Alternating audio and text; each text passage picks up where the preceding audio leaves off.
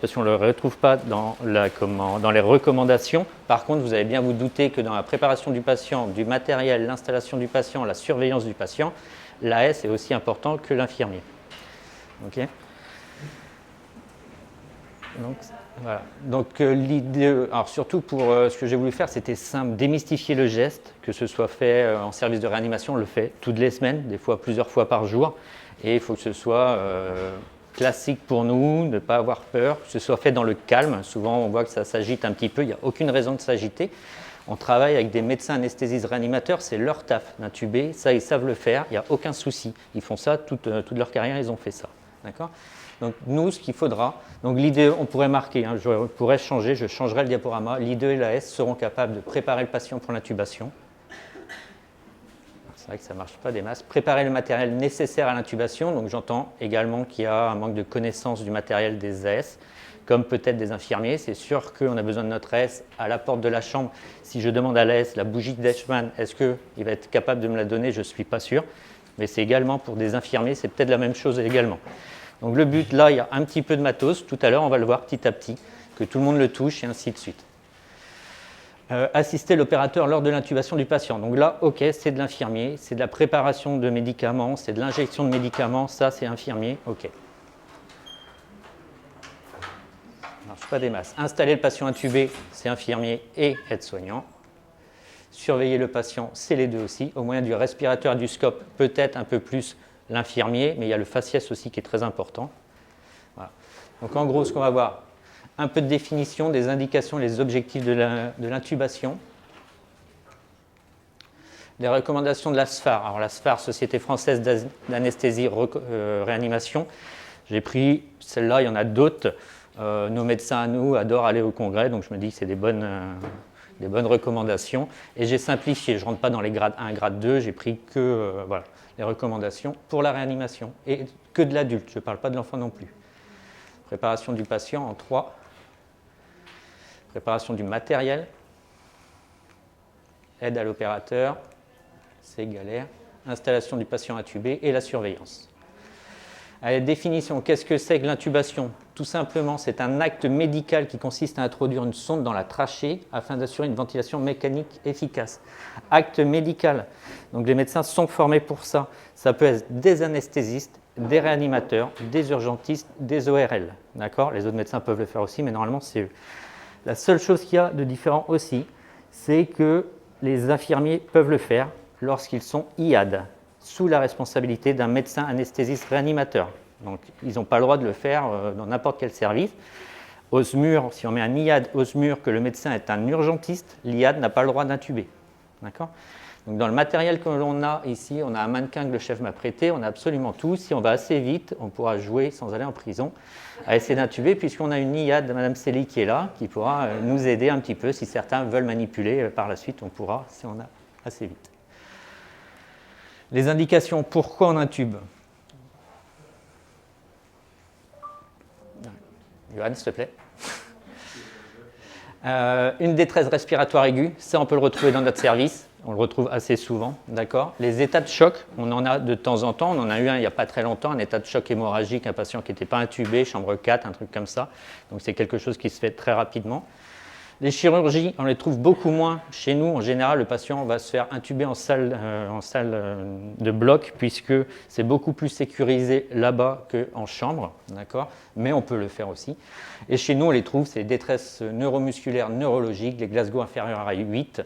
L'HSA qui était très bien le matin, qui se dégrade d'un seul coup, qui est Glasgow de 4, il va falloir l'intuber au post-op. On n'a plus de post-op maintenant, c'est très bien. Mais voilà, donc c'est la détresse, le Glasgow inférieur à 8. D'accord ? Non, ça ne marche pas du tout. Les objectifs, en fait, c'est d'assurer la fonction ventilatoire. On peut avoir deux problèmes en fait, ventilatoires, soit un problème de l'échangeur, c'est-à-dire du poumon, d'accord. Le poumon, il ne fonctionne pas très bien, il ne fonctionne pas bien, les échanges ne se font pas bien, et on va retrouver une hypoxie isolée, d'accord. Ou soit ça va être la pompe, le muscle en fait, qui ne marche pas, surtout le diaphragme, un problème au niveau du diaphragme, c'est le muscle le plus important. Et là, on va retrouver une hypoxie, une hypercapnie du patient. On retrouve une hypoxie dans les deux cas. Il faut bien retenir l'hypoxie. C'est tout ce qu'il faut retenir en fait de l'intubation. C'est notre problème à l'intubation, ça va être l'hypoxie, l'hypoxémie, l'hypoxie. D'accord ? Ça va nous permettre d'assurer la protection des voies aériennes supérieures grâce à l'étanchéité du ballonnet. Le ballonnet, il permet, de maintenir la sonde, mais éviter aussi d'inhaler. D'accord ? C'est pour ça que la pression du ballonnet est importante. Et administrer des traitements par voie pulmonaire. Oui, madame, non. Juste de préciser, hypoxémie pour... Le manque d'oxygène, en fait, on va perdre le pourcentage à pression partielle d'oxygène, en fait, qui va descendre. D'accord ? Administrer des traitements par voie pulmonaire. Moi, dans le service de rage, je ne l'ai jamais vu. J'ai vu une seule fois au déchoc. C'était à Mayotte, un gamin de 7 mois qui avait fait un arrêt. On n'arrivait pas à piquer, on n'arrivait pas à rien mettre. Donc, en fait, on a mis de l'adré par là. Mais voilà. Sinon, jamais vu du tout. Johan, je vais t'embêter, je suis désolé. Le personnel nécessaire, donc ça, c'est les recommandations. En fait, j'invente absolument rien là-dedans. Donc, c'est un médecin, on en a déjà parlé de ses compétences. Et il faudra 2 infirmiers. Un premier infirmier qui est chargé de la préparation de l'injection des médicaments, de la sédation et de la surveillance des paramètres. Alors ça, c'est pour tous les infirmiers, l'infirmier qui prépare et l'infirmier qui injecte. D'accord ? On est tous d'accord là-dessus. Voilà. Et il va surveiller les paramètres hémodynamiques et ventilatoires. Et il nous faut un deuxième infirmier. Donc là, ça va être l'infirmier du secteur d'à côté qui va venir nous donner un coup de main, qui lui qui va venir en fait gérer l'aspiration à côté du médecin, préparer le matériel, lui gonfler la sonde, ainsi de suite, et faire les manœuvres spécifiques. Là, c'est l'infirmier responsable de la chambre ou pas. On est 2 infirmiers, on s'arrange. Si on est plus à l'aise avec les drogues qu'avec les manœuvres, qu'avec le ballonnet, des trucs comme ça, on peut très bien échanger. Et ce qu'il faut bien comprendre, c'est qu'il serait bien, si on pouvait arrêter d'être 4 infirmiers dans la chambre et 3 aides-soignants, ça ne sert à rien. On a besoin d'un médecin dans la chambre, de 2 infirmiers et de notre AS à disponibilité à côté pour si on a oublié du matériel, si on a besoin de quelque chose, si l'intubation devient difficile. Mais ça suffit, il n'y a pas besoin de plus. On peut mettre un interne si on veut en plus, mais voilà. La recommandation de la SFAR, en fait, ils nous disent que tous les patients en réanimation sont à risque d'intubation compliquée. C'est une intubation compliquée, ça ne veut pas dire une intubation difficile. Une intubation difficile, c'est un autre cours, c'est lorsque les médecins n'arrivent pas à intuber au moins 2 fois ou des opérateurs différents, ainsi de suite. Mais c'est compliqué. Pourquoi c'est compliqué ? Parce qu'avant d'aller au bloc opératoire pour une chirurgie, on a une consultation anesthésie, d'accord ? Où on va voir l'état du patient, on va lui arrêter des traitements, on va le mettre à jeun, ainsi de suite. Tout ça, on ne l'a pas. Le patient, il s'est dégradé devant nous en 2 minutes. Donc ça, la consultation anesthésie, on n'a pas. On n'aura pas le temps de le préoxygéner comme on veut. On en a parlé, il faut oxygéner un maximum notre patient. Au bloc opératoire, je ne sais pas la fraction qu'il faut, je pense qu'il monte à 300 ou 400 de PO2 du patient en fait, avant d'intuber, lui créer une réserve. Ce qu'il faut comprendre, c'est que si on s'arrête de respirer, on fait une apnée, là, normalement, notre taux d'oxygène que l'on a, on peut rester 2 minutes tranquille avant qu'il descende. D'accord ? On n'a pas besoin de respirer pendant ce temps-là. Notre but, c'est de préoxygéner, mettre au maximum d'oxygène pour arriver à 5-6 minutes, comme ça. Mais pour ça, il faut du temps, il faut de l'oxygène à plein débit, et il faut du temps. Et nous, on n'aura pas le temps, là, nécessaire, forcément, avant d'intuber. Et il aura peut-être mangé, parce que notre HSA qui s'est dégradé à 10 heures, et à 8 heures, il était très bien, on lui a donné son soso, il a pris son café, ainsi de suite, et il a, malheureusement, il a l'estomac plein. Alors qu'au bloc opératoire, une chirurgie programmée, ils sont à jeun, il n'y a aucun souci. Il faut que les complications respiratoires et hémodynamiques soient anticipées. On le sait, c'est sûr, il y aura quasiment tout le temps des complications. Donc on doit les prévoir. Et ça, c'est notre rôle à l'infirmier de les prévoir. On va voir par la suite comment. Les connaissances théoriques pratiques doivent être acquises régulièrement, entretenues, c'est ce qu'on fait aujourd'hui.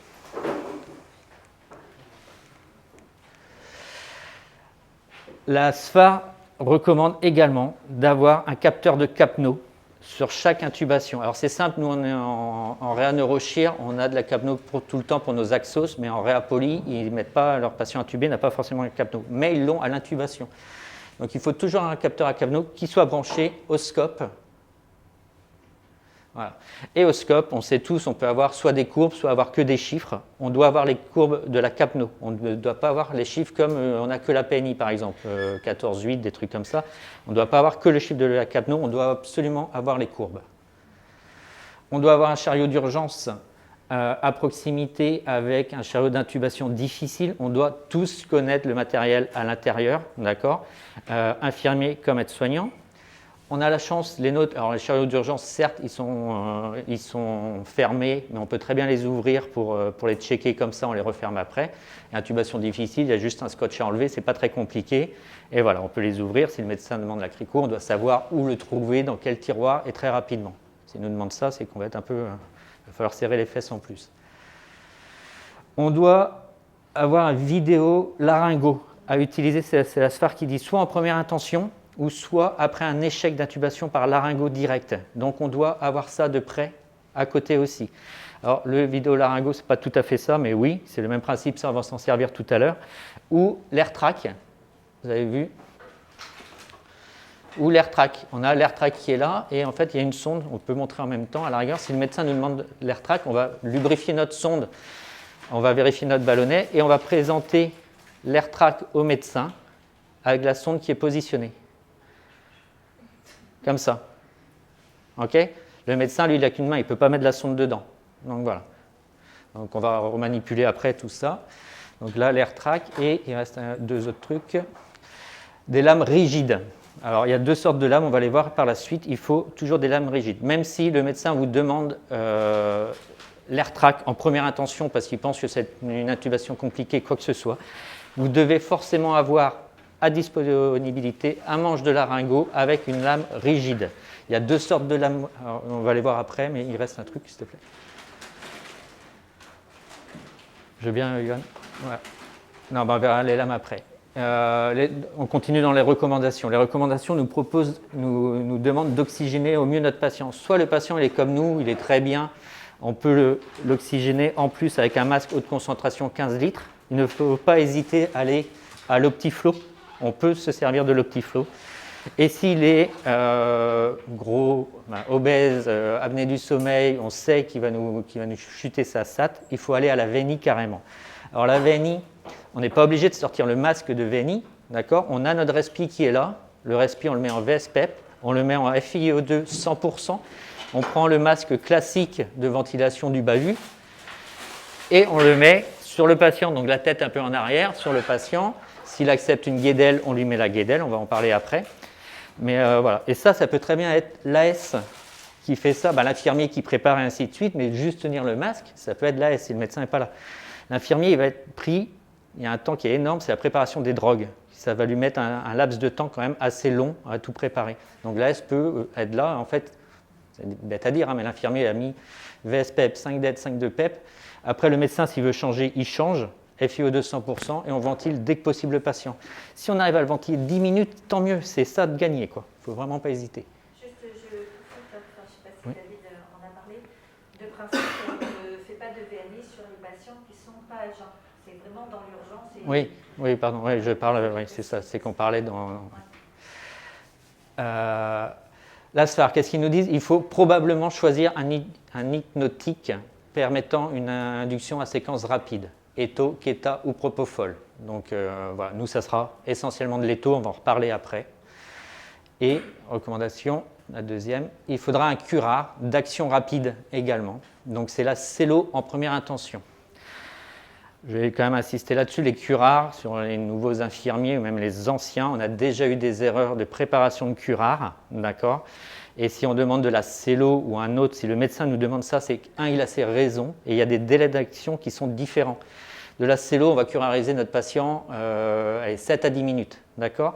Du trac, on va arriver sur plus de 30 minutes. Donc si vous êtes trompé dans la drogue, ce n'est pas la même chose. C'est quand on va vouloir reprendre le patient, on n'arrive pas à l'intuber, on va vouloir le reventiler. Et bien si on est 40 minutes avec un patient curarisé, ce n'est pas la même chose que 7 minutes. D'accord ? Donc il faut vraiment faire attention et c'est déjà arrivé ces erreurs de curare, il faut les connaître. Les curares, on les trouve tous au frigo, on ne les cherche pas ailleurs, tous les curares sont au frigo. Et je les donne après, je les donne. Ouais, je les donne après. La Cello, mais pour la Cello, induction séquence rapide, tout simplement aussi parce que le temps d'action, la délai d'action pour la Cello, c'est 1 minute. J'en parle après. Vous en parlez après, sur le chapeau. C'est 3-4 minutes, hein, donc forcément, c'est pas du tout la même intention. Allez, le patient, donc ça c'est notre rôle infirmier, il faut au moins qu'il ait 2 VVP minimum de bon calibre et qu'elle soit fonctionnelle. S'il a un KTC, ça on oublie, d'accord? On va tout passer par le KTC, ça n'est que mieux. Mais par contre, il nous faut 2 VVP et de bon calibre parce qu'on va flasher, on va pousser fort les drogues, d'accord? Donc il ne faut pas que ce soit un petit bleu là où on n'arrive pas à pousser quoi que ce soit. Et il ne faut pas qu'elle nous pète dedans. Il nous en faut 2 parce que si on a une qui pète, on peut venir sur l'autre. Et surtout que si on a des complications, on ne peut pas, une fois qu'on a curarisé notre patient, que notre voie veineuse n'est pas bonne, il ne faut pas commencer à chercher une autre voie et là être 4 infirmiers, 2 au bras, 2 au pied à essayer de piquer, quoi. Donc il faut vraiment avoir ça avant de commencer. Oui, les traitements d'urgence pour intervenir sur les traitements d'urgence. On va arrêter les antihypertenseurs IV. On sait que notre patient va chuter sa tension, donc ce n'est pas la peine de lui laisser 7 de l'oxène et 50 de présil. D'accord? Donc on arrête tout. Il faudra le mettre dans une bonne position. Donc ça, grâce à l'aide-soignant, on va le remonter. Donc par contre, je n'ai pas dit pendant qu'on le ventile, il est demi-assis, voire assis, forcément. Et après, lorsque le médecin est prêt à venir intuber, on va venir l'allonger, d'accord, au bout du lit pour que le médecin soit bien. On va essayer de lui remonter la tête et de la mettre en légère hyperextension. Ça va faciliter l'abord au médecin, d'accord? C'est la position de Jackson qu'ils appellent ça. Et, voilà. Et ça, on le fait tout le temps, sauf, et chez nous, on fait hyper attention, lorsqu'on a une fracture du rachis cervical. Donc ça, s'il y a une fracture du rachis cervical, on ne fait rien, on attend que le médecin soit là, il va nous dire comment il veut intuber. La plupart du temps, il tient tout le temps le coussin ici. Enfin, le médecin? Je n'ai jamais vu faire avec un coussin pour mettre la tête en hyperextension. Fracture ou quoi. Non, on ne le met pas forcément tout le temps, mais ça, c'est conseillé, puisque ça va être la position de l'intubation difficile, quoi. Mais souvent, il est quand même en hyperextension, et puis voilà. Ouais. Mais tu as raison, on ne met pas forcément le coussin. On va vérifier l'état buccal du patient, d'accord? C'est jamais top, et ça nous est déjà arrivé, le patient sort, de lui rendre une petite dent qu'on a cassée, que le médecin a cassée dans une petite boîte à copro, là, c'est pas top. D'accord? Donc ça, on va vérifier. Et en plus, on va voir sur la diapo après, ça va nous servir pour quelque chose. Et on va enlever les dents qui ne servent à rien, le dentier du petit papy, on les enlève. Lorsqu'on va être ici, qu'on va ouvrir, on va aller aspirer aussi dans la cavité buccale. On va en profiter pour revoir des choses. C'est en fait pour nous dire est-ce que le médecin va galérer intuber ou pas. On peut avoir le score de Mallampati. Ça, je ne sais pas si vous avez déjà tous entendu parler. En gros, c'est visuel, on regarde, on ouvre. Soit on voit la luette avec les amygdales en classe 1, on se dit c'est hyper simple, le médecin ne devrait pas galérer, d'accord. Soit on a un classe 2, on voit beaucoup moins, donc là ça peut être compliqué. Du 3 et du 4, on se dit il risque de galérer et d'avoir une intubation difficile. Ça c'est que visuel, ça on peut le faire, nous l'infirmier, pour se préparer, se dire est-ce que ça va être compliqué ou pas. D'accord.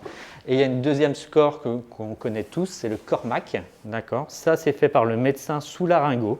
Et en fait, il ouvre au niveau de la glotte, il voit s'il voit les cordes vocales et comment il les voit. D'accord. Et en fonction de ça, il va coter grade 1, Cormac 1, 2, 3 ou 4. 3, 4, forcément, c'est de l'intubation difficile. Le 2 est considéré déjà, je crois, en intubation difficile également. C'est pareil, ça, c'est médical, c'est sous laryngo. Mais nous, on peut le savoir, notre patient, il est peut-être passé au bloc, d'accord. Sur sa feuille d'anesthésie, eh ben, c'était marqué, l'anesthésiste a marqué le Cormac de la dernière intubation. Donc ça nous empêche d'aller voir quand le médecin dit on va réintuber le patient, d'aller voir vite fait, on peut regarder, et il était Cormac 4. Prévenir le médecin et lui dire tiens, par contre, notre patient il était Cormac 4. C'est de la connaissance du patient, on peut tout à fait le faire. Le matériel, donc un manche de laryngo avec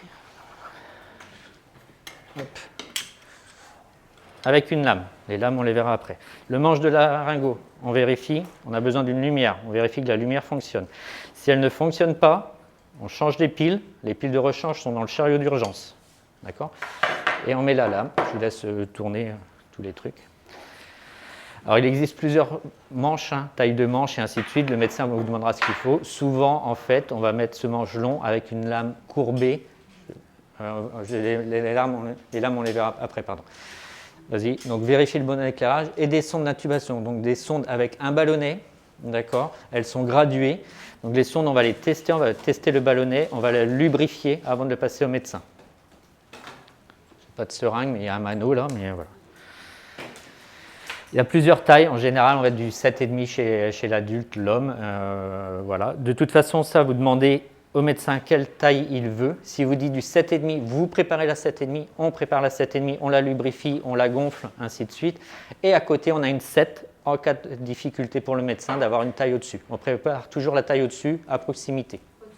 En dessous, pardon. En dessous, oui. Les lames, il y en a deux sortes. Les lames courbes, celles que l'on voit là, Macintosh, ou des Miller. En général, le médecin partira sur une courbe, donc on vous demandera, et sur un adulte, une taille 4. D'accord? Donc ça, c'est dans la pharmacie. On peut très bien vous demander, parce que la lame est tombée à terre, parce que quoi que ce soit, à la aise d'aller nous chercher une lame. On en a dans le chariot, mais autrement, à la pharmacie, voilà. Donc les lames, j'ai juste une courbe parce qu'il n'y avait pas de plate d'ouverte, mais de droite d'ouverte, pardon. Une pince de Magil, là j'en ai pas. La pince de Magil, on peut nous la demander si le médecin galère. En fait, ça va permettre de guider la sonde, mais d'aller chercher le petit morceau de viande qui reste aussi au fond. Il peut enlever, voilà, ça peut lui permettre plein de choses. Mais voilà, la pince de Magil, voilà à quoi ça ressemble et si on vous la demande et à quoi ça sert. Une seringue de 10 cc, c'est pour gonfler notre ballonnet. Un manomètre de pression pour vérifier après la pression du ballonnet. Donc c'est très important, on a une zone ici 20-30, c'est des centimètres d'eau, d'accord. Il faut être à 30, ça c'est notre rôle infirmier aussi. On ne faut pas, parce qu'à la seringue on gonfle comme ça, mais on ne sait pas, à part le glou-glou, on se dit on est assez gonflé parce qu'on n'entend pas l'air passer, mais il ne faut pas non plus qu'on soit traumatique, qu'on soit trop gonflé, d'accord. Donc il faut bien penser, souvent on oublie de revérifier après, mais il faut le faire rapidement. Les canules de Guédel. La canule de Guédel, deux utilités. La première, éviter la chute de la langue, d'accord. Et la deuxième, ça va être si on a besoin de réoxygéner, reventiler le patient. Merci. De reventiler le patient, on va lui la remettre, on va reprendre le patient au ballon si besoin, au respi, ainsi de suite. Canule de Guédel, je te rappelle, se met comme ça à l'envers, on va au fond du palais et on la tourne et on pousse. D'accord. On peut aspirer à l'intérieur aussi. On peut s'en servir pour aspirer. Les lanières, les fixations, il faut donc le scotch et puis la petite lanière. Et forcément de brancher près un bas-vu avec sa réserve d'oxygène, sa tubulure raccordée à l'oxygène mural. Et le masque au début. Et les mandrins, deux mandrins, Cook et Eschmann. Donc là, ça je les ai amenés. Je fais une diapo exprès dessus, je ne savais pas, mais en fait c'est David qui m'a demandé. Puisqu'apparemment, on a un manque de connaissances sur la différence des mandrins et à quoi ils servent et pourquoi. Donc le chef m'a dit on peut les ouvrir, si vous voulez, on peut les ouvrir. Donc le premier, ça va être mandrin Eschmann, je crois que j'ai fait en premier. Voilà. Donc en fait, Eschmann, il va être demandé lors de l'intubation difficile. Le médecin ne voit pas la glotte, il n'arrive pas à intuber, il va vous demander le mandrin d'Eschmann. Donc c'est celui qui est le plus rigide, qui a le bout qui est béquillé, un peu comme nous les sondes urinaires béquillées, en fait rigide, la même chose. Et en fait c'est béquillé et il va l'enfoncer à l'aveugle comme ça. Et avec le petit bout, il va sentir les anneaux trachéaux ici. Et quand il sent les anneaux trachéaux, c'est qu'il est dans la trachée. Et il va pouvoir s'en servir pour balancer après comme un guide pour pouvoir y mettre sa sonde d'intubation dedans, gonfler et retirer. Donc Eschmann, intubation difficile. Oui, c'est la même chose, pardon. Oui. Donc, vous pouvez l'ouvrir, hein, ouvre-le. Le chef m'a dit on pouvait, comme ça vous verrez bien qu'il est rigide et que voilà, et qu'on peut y passer la sonde dedans et qu'il y ait un petit retour. Et le deuxième, qu'on se sert beaucoup plus dans le service, c'est le Cook. Donc voilà, le Cook, il est blanc, d'accord, il est beaucoup plus souple. Lui, il va nous servir pour un changement de sonde. Notre ballonnet qui est poreux, on prévient le médecin, il dit on va faire un changement de sonde, ok, on prépare la drogue qu'on a besoin. Mais surtout, il va voir, on va pas faire, on a déjà le passage est déjà prêt, donc on va pas le faire à l'arrache, c'est-à-dire ce qu'on va faire, c'est qu'on va s'en servir comme guide. Le médecin, je laisse ouvrir, le médecin va envoyer ça comme guide. Il est mesuré, il est gradué, mais bref. Et en fait, il va enlever la première sonde, remettre la nouvelle dedans et enlever. C'est quelque chose qui peut se faire à 4 mains. Et là, l'infirmier qui est l'aide à côté va être là. Je ne sais pas si quelqu'un veut bien venir faire avec moi le 4 mains, en fait, le changement en 4 mains. Je vais juste reprendre la sonde d'intubation.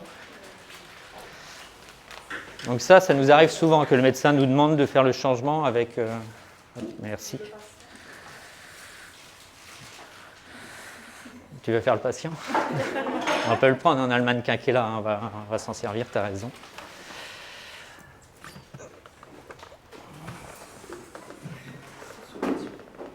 Hop. Faire un tout petit peu de place, s'il te plaît. Donc là, je sais pas, on va essayer d'enfoncer ça comme ça déjà. En gros, on montre juste. Ok. Donc il est comme ça, on va dire que tu vas faire le médecin. Hein?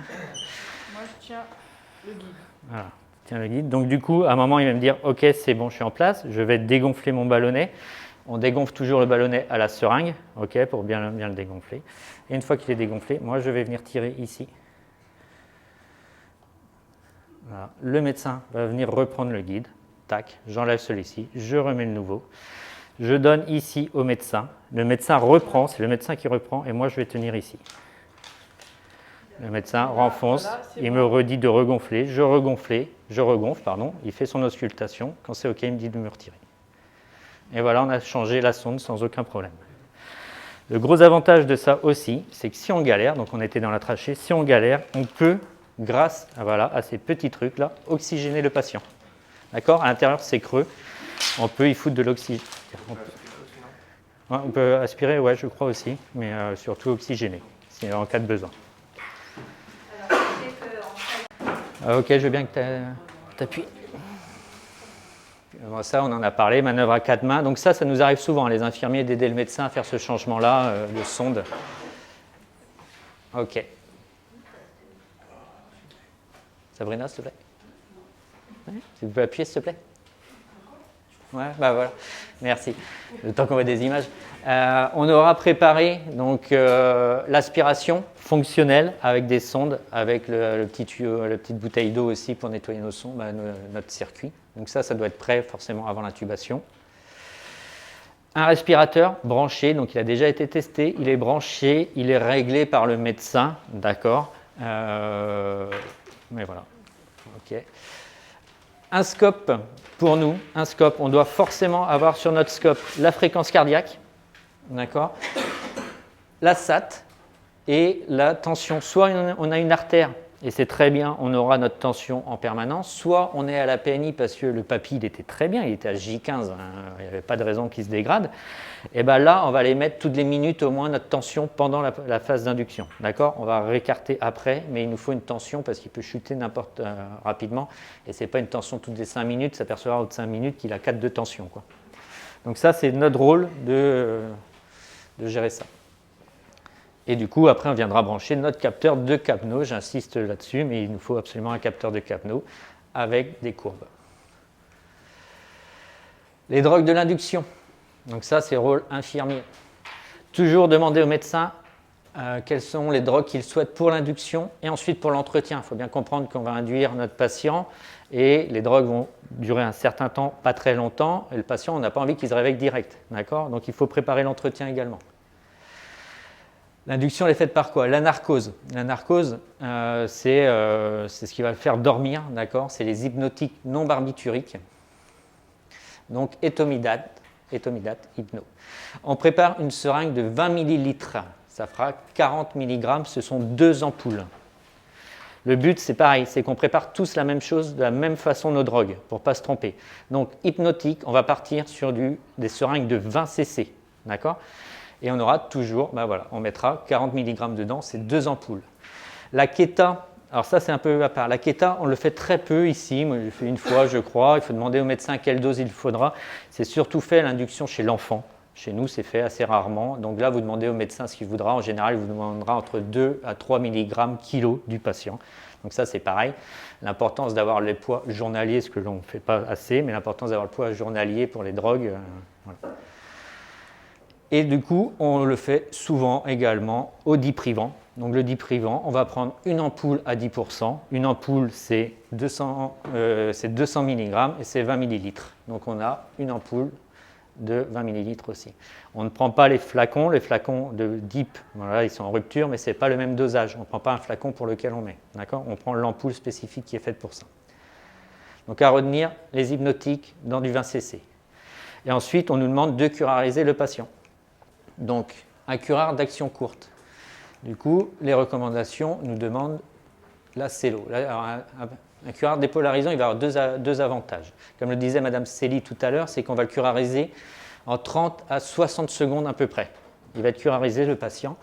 On va avoir un délai d'action 7 à 10 minutes en fonction de la dose utilisée, forcément, mais au bout de 10 minutes, il va être décurarisé. C'est un gros avantage si on n'arrive pas à intuber, c'est-à-dire qu'on va venir ballonner s'il y a besoin, parce qu'il désature, on va venir ballonner, oxygéner à fond, mais au bout de 10 minutes, il va reprendre sa VS. D'accord ? Et une ouverture des cordes vocales très rapidement, en moins de 10 minutes. Et ce qu'on va voir, c'est, vous avez sûrement déjà entendu dire, le médecin, il fascicule. C'est bon, il fascicule. Vous allez voir des sortes de petits tremblements au niveau du patient. Et à partir du moment qu'il y a ça, le médecin, il sait qu'il peut intuber. Il sait qu'il est curarisé. Donc ça, c'est un gros avantage, c'est qu'on a un aspect visuel qui nous dit à quel moment le patient est curarisé. Si on ne peut pas à la célocurine, parce que le médecin décide autre chose, d'accord ? Et on va utiliser de l'esméron. D'accord ? L'esméron, on va préparer 2 flacons, c'est dans le frigo aussi. Chaque flacon, c'est 50 mg. On va les mettre dans une seringue de 10 cc aussi. On aura 100 mg. D'accord ? Pourquoi celui-ci ? La curarisation, certes, elle est un peu plus longue. D'accord ? 1 minute 30 à peu près. Et on a un délai d'action de 50 minutes, ce qui est long. D'accord ? 50 minutes où le patient ne curarise pas. Mais on a un gros avantage, c'est qu'on a un antidote. En cas de problème, eh ben, on a le Bridion qu'on doit rapprocher à chaque fois qu'on nous demande de l'esméron. C'est-à-dire, on n'arrive pas en reventile, et ben le médecin il va demander l'antidote, on fout l'antidote et il va récupérer sa VS. Et là, pas de panique, on reventile le patient. Le problème d'un patient, c'est pas qu'il soit pas intubé. Ce qu'il faut, c'est qu'il soit oxygéné, c'est tout. Donc d'une manière ou d'une autre. C'est vrai que c'est plus confortable d'avoir une sonde d'un respi que d'être au ballon ou au masque laryngé derrière. Mais voilà. Lors de l'induction, quelques complications sont possibles. La SFAR nous prévient et on le sait tous. Donc ça nous préparait. Soit l'hypoxémie sévère, donc l'importance de la préoxygénation. Avant, vraiment, on préoxygène FiO2 100% ou 15 litres minute le maximum de temps possible. Et nécessité de reventiler le patient si le médecin a du mal à intuber. On va avoir le collapsus sévère. Donc si le patient n'est pas sous amine, on aura préparé, rapproché, voire branché, mais au moins un remplissage qu'on mettra en débit libre, d'accord ? Et on aura rapproché aussi une seringue pré-remplie d'éphédrine. Cette seringue, le médecin nous demandera de pousser 3 cc s'il y a besoin ou de mettre directement dans le remplissage, peu importe, mais c'est à disposition, si on a besoin, on réagit directement. On va avoir la bradycardie, d'accord ? Donc il faudra avoir à proximité aussi des seringues pré-remplies d'atropine. Nos seringues pré-remplies, elles sont 0,5 mg, donc c'est pour ça d'en avoir 2, ça nous fait 1 mg pour réagir, d'accord ? L'arrêt cardio-respiratoire, pareil, alors le défibrillateur très rapidement, les massages, donc là on aura besoin de l'AS et ainsi de suite, on part sur une réanimation cardio. Et on a très rare aussi un choc anaphylactique qui peut arriver. Pour ça, l'adré déjà, l'adré on le trouve dans le chariot d'urgence. Voilà. Donc c'est très rare, ça arrive, c'est arrivé je crois il y a 2 mois au bloc opératoire sur un curare, sur une curarisation. Mais c'est très rare, mais ça peut arriver, il faut le savoir. Le médecin, lui, il va se mettre à la tête, donc ici. Le patient, il va se mettre ici, on aura monté le lit, on l'aura mis dans la position que l'on veut. Le premier IDE, ça sera celui, on est tous d'accord, qui a préparé les seringues, vu que c'est lui qui va injecter. Il aura aussi vérifié et resserré au besoin les alarmes du scope. Il se positionne au niveau des voies d'abord avec ses seringues à proximité. Il injecte les médicaments sur demande du médecin et confirme l'injection. Donc ça, j'ai revu avec David, c'est très bien si on peut le faire tous. C'est-à-dire, le médecin nous demande de balancer 70 mg des taux, on les balance, de lui dire calmement, j'ai envoyé les taux. D'accord ? Le curare, c'est pareil, j'ai envoyé le curare. Le médecin, il est au courant. Donc ça, si on peut tous le faire dans le calme, c'est cool. Il va surveiller après les paramètres vitaux au niveau du scope. Il informera le patient d'une dessate, d'une hypotension, d'une bradycardie. Ce n'est pas la peine d'aller lui causer de tout ce qu'on voit sur le scope. Alors des extrasystoles peut-être, certainement, mais voilà, ça doit rester calme. Le médecin il doit être concentré, on ne doit pas lui envoyer trop d'informations, on lui envoie que ce qui est nécessaire. Vous pensez qu'il a besoin de réagir, vous dire de faire quelque chose, d'accord ? Et il injecte des traitements sur prescription médicale en cas de complications. Donc voilà, s'il faut faire le remplissage, il va vous dire faites le remplissage, c'est vous qui le faites. Ce n'est pas un autre qui rentre dans la chambre, ainsi de suite. On est là pour ça. Je veux dire, une fois qu'on a poussé les drogues, nous, on n'a plus rien à faire. Le deuxième IDE, qui lui va être à côté du médecin, donc le médecin est là, sur le côté, il va se positionner à la tête. Il va rester à disposition du médecin pour lui donner l'aspiration. Souvent, le médecin il va vouloir aspirer une dernière fois avant d'envoyer la sonde. Le laryngo, la sonde d'intubation, l'air trac, tout ce qu'il peut vouloir. Il va gonfler le ballonnet à la demande du médecin. Il va fixer les attaches après l'auscultation médicale, note le repère. Donc le médecin, j'ai pas mis, il faut forcément un stéto. Dans la chambre, on en a toujours un. Le médecin, il faut qu'il écoute, être sûr qu'il ne soit pas que d'un seul côté, qu'il ne soit pas sélectif, qu'il n'ait pas trop enfoncé sa sonde. Voilà, donc il vérifie les deux. Une fois que c'est OK, on met nos fixations. On vérifie le ballonnet, donc on en a parlé tout à l'heure parce qu'on a gonflé à la seringue comme voilà, à la fond. Donc là, on vérifie, on redégonfle, on regonfle si besoin. Donc voilà, donc le ballonnet, donc on a la zone verte, on doit être dans la zone verte là, d'accord? Et on s'assure que la radio de contrôle a été demandée. Alors ce que je n'ai pas marqué, ce qu'on peut demander au médecin aussi, si on pense qu'on aura besoin d'une sonde nasogastrique, c'est le temps qu'il est là qu'il nous pose la sonde nasogastrique. Nous, on ne va pas galérer, pour lui ça va être hyper simple avec son laryngo. Et en plus, on va faire qu'une seule radio en même temps pour la radio de contrôle, va nous faire le contrôle de la sonde naso et de l'intubation. C'est déjà fait? Oui. Oui, les médecins, ils acceptent, si on leur demande, ils le font. Sous laryngo facilement. Vous les aidez ou pas? Ah non, ils font tout seuls, on leur donne ça, et puis... perso, moi, je leur donne, et puis... Magique? Non, même pas, mais... ouais. Oui, parce que c'est... non, mais j'avais dans la tête les sondes nasogastriques non lestées, c'est pour ça que je dis ça. Ah ouais. Non, c'est la lestée, ils vont comme ça, ils sont là, ils ont tout le matos. Non, moi, je leur donne, et puis voilà. Le médecin peut nous demander 2 manœuvres. Alors qu'on ne connaît pas forcément ou qu'on a oublié. La première, c'est le burp, d'accord? C'est une pression sur le cartilage thyroïde, alors en arrière, en haut et vers la droite. Il faut se mettre à la place du médecin, d'accord? C'est en arrière du patient, ça va être là. En arrière, en haut et vers la droite, comme ça. Donc là, après, si on a le temps, on a le petit vidéo, on pourra mettre dedans et on va pouvoir faire les manœuvres tous et voir ce que ça fait, d'accord? Pour les voir. Donc ça marche très bien. Donc voilà les manœuvres. Et en fait, ça... Donc là, les deux. Donc ça se fait sous laryngo. Hein. Le médecin, il est sous laryngo, il regarde. Vas-y, je veux bien. Hop.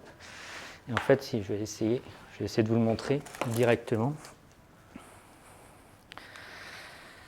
Ça permet une meilleure exposition de la glotte pour le médecin. Quand il ne voit pas sa glotte, il peut vous demander de faire ça. Alors, il peut le faire, mais lui, il va être laryngo, main gauche, et ainsi de suite. Alors, vous êtes à côté, il peut vous demander de le faire. Après, c'est bien de le connaître.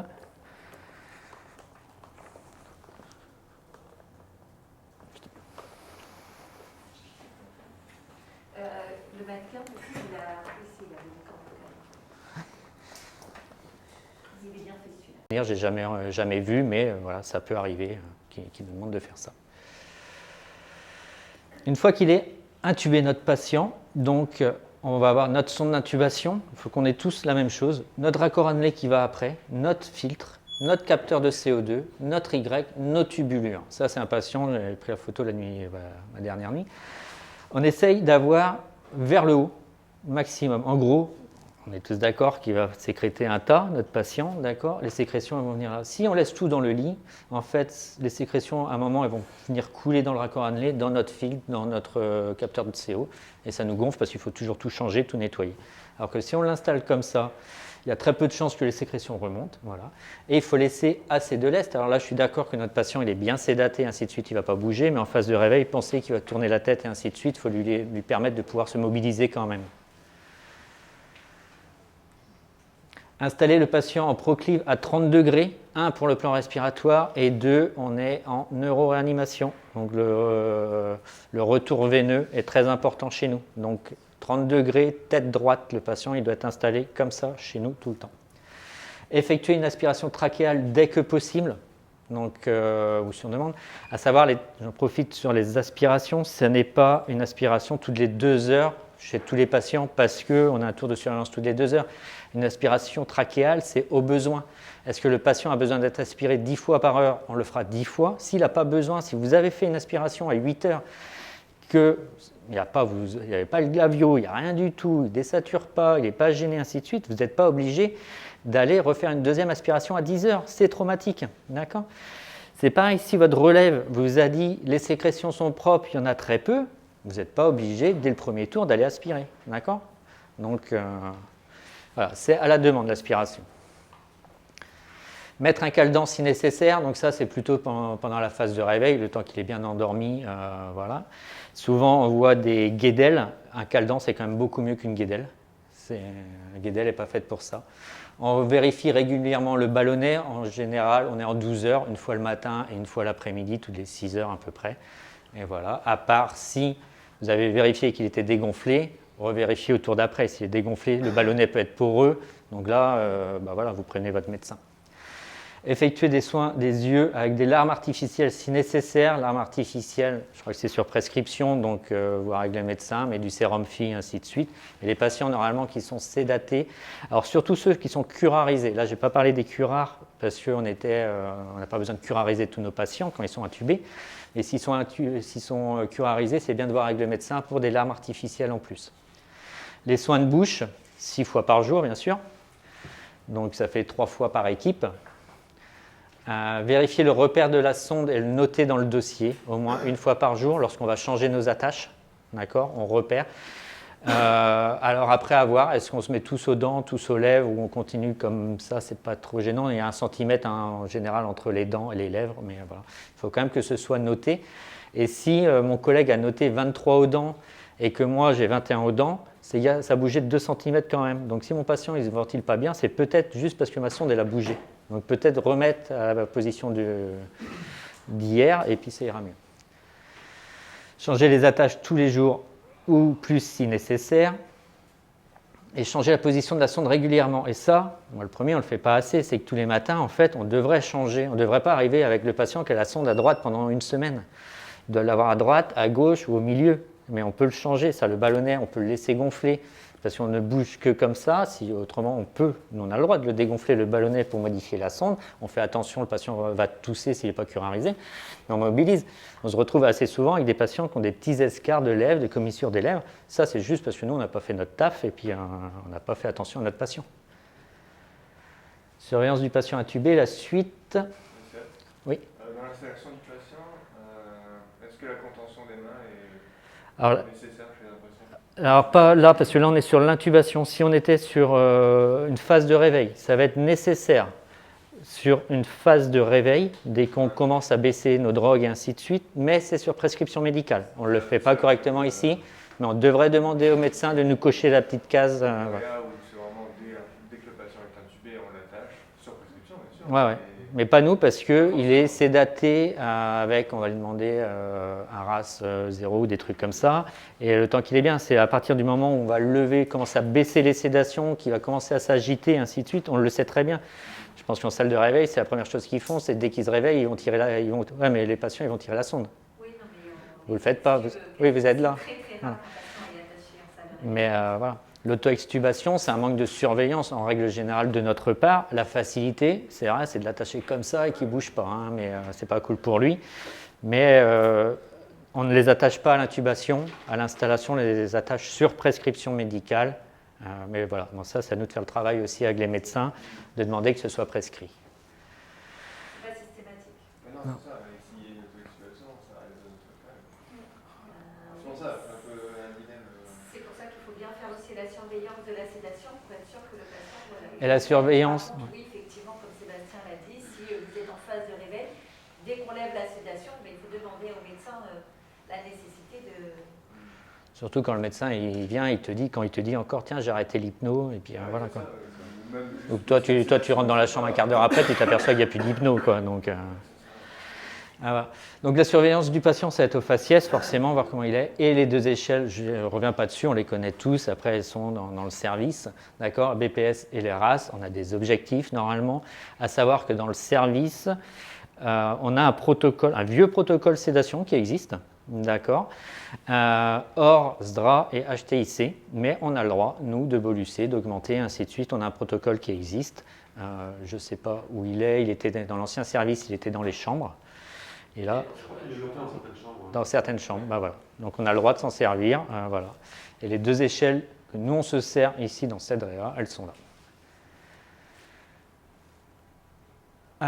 Les surveillances du patient par la suite, donc le respi forcément, est-ce qu'il prend des bons volumes, est-ce qu'on n'a pas une pression de crête qui monte, ainsi de suite, est-ce que dans ce cas c'est peut-être coudé, on a peut-être besoin d'aspirer, des choses comme ça. Les modes ventilatoires, on est d'accord. Là, on est sur de l'intubation. Notre patient, il est censé être en VAC. D'accord. S'il est en VAC, c'est des volumes contrôlés. Je vérifie mes pressions. D'accord. Il ne devrait pas être en VS, quoi que ce soit. Hein, il est en VAC. On regarde donc la fréquence. On regarde le volume qu'il prend, les pressions qui ne montent pas de trop. Et voilà, donc on a les cours pour ça. Notre scope, les scopes, on revérifie absolument tout, notre fréquence cardiaque, notre tension, on vérifie qu'on ait bien notre courbe de Capno. Le Capno, on peut l'avoir soit sur le respi, soit sur le scope, c'est peu importe. Tout ce qu'on a besoin, c'est de l'avoir et d'avoir les courbes. On peut desserrer nos alarmes qu'on avait mis pendant l'induction. D'accord, on peut écarter notre penny, on peut remettre un peu plus classique. Nos pouces seringues, on vérifie qu'on est bien tous. Si on a de la noradrée, c'est peut-être le moment de mettre un relais s'il y a besoin, de changer nos seringues pour pas que ça sonne sans arrêt. Le TOF, je n'ai pas parlé, mais le médecin, pour une autre raison, pas pour une détresse respi, mais pour une autre raison, en fait, un crâne qui, une HTIC va nous demander de curariser notre patient, d'accord. Donc on va curariser notre patient chez nous avec du Nimbex, Cisatracurium, c'est essentiellement avec ça qu'on va le faire. Au trac, c'est très rare. Et donc du coup, il faudra vérifier le TOF. Donc ça, on a ce petit appareil-là, on en a un nouveau aussi, le brassard certainement. En général, le médecin nous marque objectif TOF 1 ou 2, d'accord. C'est des réponses, en fait, c'est de 0 à 4, d'accord. Il faut juste comprendre que si le patient est curarisé, qu'il a 0 réponse, on n'est pas en anesthésie, on n'est pas en chirurgie, il est trop curarisé. Il est trop curarisé, ça sera néfaste par la suite pour son extubation, pour sa reprise de ventilation spontanée, pour ses efforts, ainsi de suite. Donc ça, c'est notre rôle de baisser, s'il y a besoin, on baisse, et ainsi de suite. Il y aura peut-être un cours là-dessus sur les curars aussi, le TOF et le PCT. Et ça, je vous l'ai mis, on ne l'a pas dans notre DREA, c'est le BIS, je ne sais pas qui viennent d'Odrea s'ils le connaissent. C'est en fait pour tester la profondeur de l'anesthésie. D'accord. C'est comme le TOF, ça nous donne un chiffre et ainsi de suite. On le fait, donc on peut augmenter en se disant il n'est pas assez anesthésié ou il est trop et ainsi de suite. Et ça, malheureusement, on ne l'a pas chez nous. Et, j'ai demandé parce que je trouve que c'est hyper intéressant d'avoir ça, surtout pour les patients. Et surtout quand on sait, après, c'est un autre cours, hein, sur la ventilation, quand on sait les dégâts d'une ventilation contrôlée trop longue, un patient trop sédaté, trop curarisé, que c'est des mois, voire des années après un petit séjour en réa, qu'il n'a toujours pas récupéré toutes ses capacités pulmonaires, tout ça parce qu'on a trop dosé, nous, la sédation. Voilà. Allez, s'il y a des choses à retenir, c'est qu'il faut un connaisseur. Oui, pardon. C'est par rapport au curar. À combien est-ce que, en général, vous baissez le curar quand la patient est trop curarisée, qu'il y a 0 réponse? Vous baissez de combien? De 1 mg, de 2 mg? Non, moi je descends un peu plus en fait. Alors c'est vrai qu'on n'a pas trop de protocole là-dessus. On va dire s'il est à 15 mg de Nimbex, je vais descendre très rapidement. En gros, si j'ai 0 réponse, je vais aller faire le PCT. Moi, je sais pas, on en a déjà parlé, je crois, je t'ai déjà montré. En fait, le PCT, c'est la même chose que le TOF avec 15 réponses différentes, plus profondes, ainsi de suite. Et on va savoir. Si j'ai 0 réponse au PCT, normalement, je devrais même arrêter pendant 1 heure mes curars. Ça veut dire que là, mon patient, il est plombé de chez plombé. Et je devrais arrêter pendant 1 heure mes curars. Et du coup, reprendre dans 1 heure, reprendre un TOF et reprendre un PCT si besoin. Et redescendre de moitié la vitesse. Si j'ai des réponses à mon PCT ou quasiment, tu vois, j'ai quelques réponses, je vais baisser un petit peu, je vais m'adapter par rapport à ça. Mais souvent, on est tous pareils, c'est qu'on va être à 4 réponses, on va se retrouver à 0, on va être 1, 2, on est content et on ne sait pas pourquoi, et ben on va retrouver 4 réponses ou 0 réponse l'heure d'après. 0 réponse, tu te dis, c'est parce que c'est l'accumulation, mais pourquoi il en a 4, je ne sais pas. Donc en gros, je ne sais pas les autres comment vous faites, mais moi je fais... En règle générale, jusqu'à maintenant, on descend de 5 en 5. Et après, arrive un moment, on voit que, par exemple, à la vitesse, à 5 mg/h, il a 4 réponses et à 10, il a 0 réponse. Là, on fait de 1 en 1, on voit. Mais en règle générale, souvent, on commence fort et ensuite on baisse. C'est surtout aussi que quand vous avez mis la première dose, forcément, ça va durer 45 minutes à peu près. Donc forcément, si au bout de 30 minutes, vous faites un test, le patient il est encore bien plombé. Donc c'est pas forcément maintenant qu'il faut baisser, mais à partir d'une heure de temps où vous avez déjà votre première dose, là, vous pouvez commencer à mettre en place la sédation, la curarisation, et puis faire les contrôles plus régulièrement. Et juste le temps qu'on... Forcément, si vous contrôlez curare c'est 45 minutes, vous êtes encore bien curarisé. Et le temps, c'est pas le cours, mais le temps qu'on est dans les curares, il y en a un autre dans le service, c'est le tracurium, atracurium, qu'on se sert également. On ne s'en sert pas à l'induction, d'accord? On ne va pas s'en servir non plus sur du longtemps comme ça. On peut s'en servir sur un changement de sonde ou sur on veut curariser pendant une demi-heure, 3/4 d'heure notre patient, un truc comme ça. On peut vous demander donc du trac. Trac, c'est atracurium. C'est le dernier curare que l'on a chez nous. Donc, l'intubation donc, de l'anticipation, de la préparation des seringues, du patient et ainsi de suite. Une préoxygénation optimale, j'insiste vraiment là-dessus, c'est l'hypoxie qui est dangereuse. D'accord ? La communication entre nous, il ne faut pas que ça gueule dans tous les sens. Il n'y a aucune raison, le médecin sait ce qu'il fait, c'est son taf.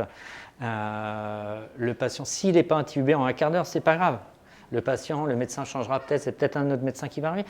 Du moment qu'on le ventile, qu'on l'oxygène, il n'y a aucun souci. Il n'y a aucun souci. L'intubation, il n'y a pas d'échec d'intubation, il y a des échecs de ventilation, mais pas d'intubation. Et de la sérénité, tout simplement. Voilà. Et si on continue ces petits cours, là, moi j'aime bien, je vais bien faire soit sur la surveillance du patient, après il n'y a pas que moi, ou d'autres, hein, c'est des idées sur ce qu'on peut faire, les modes des réglages des respirateurs, la gazométrie, l'extubation, il y a plein d'autres choses, il y a la VNI, il y a plein d'autres choses. C'est vrai que moi ce plan ventilatoire RESPI m'intéresse bien, mais voilà, s'il y en a d'autres qui veulent travailler là-dessus, c'est avec plaisir. Et voilà. J'ai terminé, si vous avez des questions. Moi, je veux juste rajouter un truc, peut-être pour les étudiants qui viennent d'arriver, qui ne savent pas, c'est juste que dans l'intubation, avant d'injecter les drogues, il est important de savoir qu'il faut d'abord, on pousse d'abord la sédation, l'hypnotique, et ensuite le curare. Le médecin, souvent, il va vous dire les deux noms dans la foulée, et c'est à vous de gérer. On envoie toujours le sédatif avant l'hypnotique, et ensuite on balance le curare, parce qu'on va endormir son patient avant de le curariser. On a juste besoin de le curariser. On n'a pas besoin de l'endormir, on a juste besoin de le curariser. Mais imagine, je te curarise, comme ça, là, tu as tout qui se bloque, tu ne peux plus rien faire, mais par contre, tu es conscient, tu te rends compte de ce qui se passe. Tu ne vas pas trop m'apprécier, je pense. Donc, si je te donne la seringue de 20 et la seringue de 10, laquelle tu passes en premier? Mais si, c'est gentil. Le sédatif en premier. Non, la bonne réponse, tu aurais dû me dire, c'est toi qui as préparé, c'est toi qui pousse. Mais voilà. Mais c'était la seringue de 20 en premier. Voilà. D'autres questions?